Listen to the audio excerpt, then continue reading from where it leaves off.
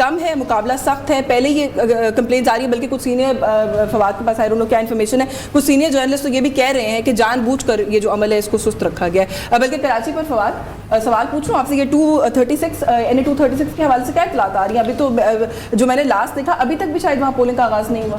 اچھا, وہ ایک پولنگ اسٹیشن کی بات ہے, ابو الحسن اصفہانی روڈ کا جو پولنگ اسٹیشن ہے, میرا خیال ہے بات کیوں ہے جب 2 بج رہے ہیں, مطلب وہاں پہ کیا کوئی آپ کو انفارمیشن ہے کہ وہاں کیا معاملہ؟ نہیں, دیکھیں اس کو دیکھیں, 2-3 چیزیں ذرا سمجھیں. کراچی میں ایک تو ٹرن آؤٹ کچھ بہت ہلکا نہیں تھا, صبح بہت اچھی لائنیں لگی تھی کراچی. اچھا, اور میرا جو گھر ہے وہ جس علاقے کے اندر ہے وہ 241 بنتا ہے, جہاں سے عارف الوی صاحب ماضی میں 2 دفعہ جیتے ہیں, 2013 میں بھی جیتے ہیں, 18 میں بھی جیتے ہیں.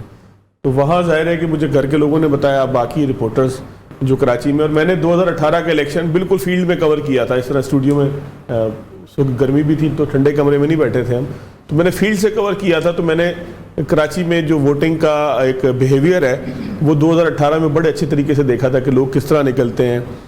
13 کا بھی دیکھا, لیکن 13 کا ظاہر ہے کہ 18 بالکل ابھی ہمیں یاد ہے, اور 18 ہی والی ہی پارٹیاں اس دفعہ 24 کے اندر بھی موجود ہیں. تو 2018 میں مجھے اچھی طرح یاد ہے کہ ڈیفینس کے مختلف علاقوں میں اسی طریقے سے لائنیں لگی ہوئی تھی, اور 2013 میں بھی ڈیفینس میں ان علاقوں میں اسی طریقے سے لائنیں لگی ہوئی تھی کہ جیسے آج موجود تھیں, تصاویر بھی آئیں, ویڈیوز بھی آئیں. پھر اس طریقے سے کراچی کے جو اربن ایریاز ہیں, کراچی بھی مختلف جو ہے نا وہ قومیتیوں کی بنیاد پہ, زبانوں کی بنیاد پہ الگ الگ بیہیویئر رکھتا ہے, تقسیم ہے. یعنی کہ اگر آپ بلدیہ ٹاؤن میں بیہیویئر دیکھیں گے لوگوں کا, ووٹرز کا, تو وہ مختلف ہوگا. لیکن آپ ضلع وسطی کے اندر اگر آ جائیں, ناظم آباد, نارتھ ناظم آباد, جہاں پرانا کراچی والا رہتا ہے, جو اردو بولنے والوں کے علاقے ہیں, تو وہاں الگ بیہیویئر آپ دیکھیں گے. اورنگی میں الگ دیکھیں گے, کورنگی میں الگ دیکھیں گے. اس وقت تک کراچی کا جو اردو بولنے والا علاقہ ہے, یا ڈیفینس کلفٹن کا علاقہ ہے, یا سوسائٹی ایریا ہے, یا گلشن اقبال کا ایریا ہے, یا جس طرح سے آپ نے جس علاقے کا بتایا جہاں پولنگ شروع نہیں ہوئی, اس طرح کے کچھ علاقوں کے اندر تو ٹرن آؤٹ صبح بہت اچھا تھا.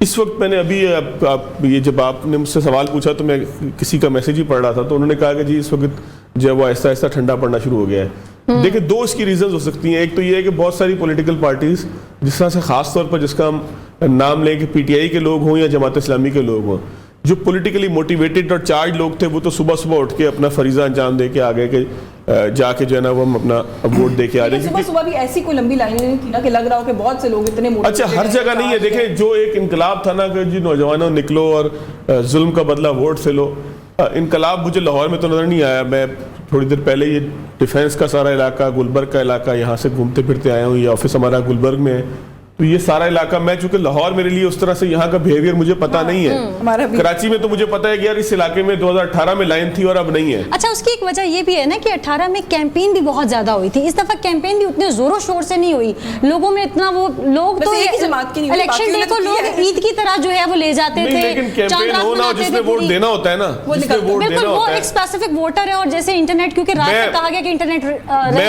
میں بلکہ اپنی ایک آپ کو قصہ سناتا ہوں. کل جب راجہ صاحب جا رہے تھے تو میں راجہ صاحب کے ساتھ چلتے چلتے گیٹ تک چلا گیا, تو ایک ہمارا جو آفس بوائے ہے اس نے مجھے ایک بڑا مزیدار واقعہ اس ادارے کا سنایا ہے. ابھی سنا رہا ہوں, دوبارہ جب ہمارا پورا پینل بیٹھے گا دوبارہ بھی سناؤں گا. اس کا نام ہے لیاقت, جس نے مجھے واقعہ سنایا. کہتے ہیں سر جی آپ کو پتہ ہے ادھر کیا ہوا ہے؟ کہتے ہیں جی لاہور رنگ میں ایک بچہ کام کرتا ہے, اس نے اپنے والد سے پوچھا کہ آپ کس کو ووٹ دیں گے؟ انہوں نے کہا میں نون لیگ کو ووٹ دوں گا. بچے نے کہا نہیں, آپ نے PTI کو ووٹ دینا ہے. باپ نے کہا نہیں, میں تو نون لیگ کو دوں گا اور تو بھی نون لیگ کو دے گا. تو وہ باپ کا شناختی کارڈ لے کے ادھر آ گیا, کہتا رات بھی ادھر ہی رہوں گا, نہ باپ کے پاس شناختی کارڈ ہوگا نہ ووٹ ڈلے گا. بھائی صاحب جب کل آپ گئے ہیں, یہ اسی وقت کا ایک واقعہ ہے, ٹھیک ہے. تو جو پولیٹیکل ورکر ہے نا, اس کو پتا ہے کہ اس نے ووٹ ڈالنا ہے. مسئلہ ہے ویو کے ووٹ کا. راجہ صاحب خود الیکشن بھی لڑتے رہے ہیں, یہ زیادہ بہتر بتائیں گے.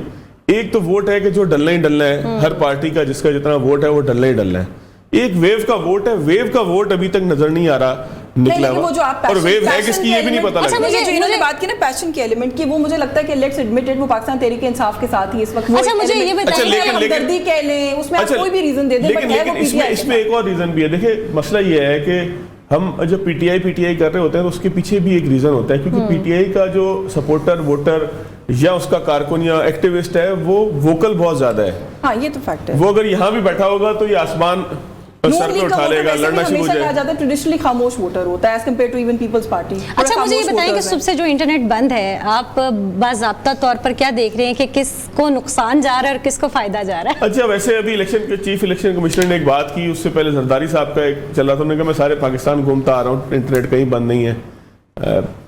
हो सकता है इंटरनेट कुछ एरियाज के अंदर बंद हो। किसने कहा इंटरनेट बंद नहीं है? जरदारी साहब ने उनके लिए नहीं होगा। कहा। मैंने जियो पे चलती हुई खबर देखी, मैं तो कोट भी कर देता हूँ, मुझे नहीं कहा उन्होंने, इसलिए मैं ये अपने ऊपर नहीं लूंगा।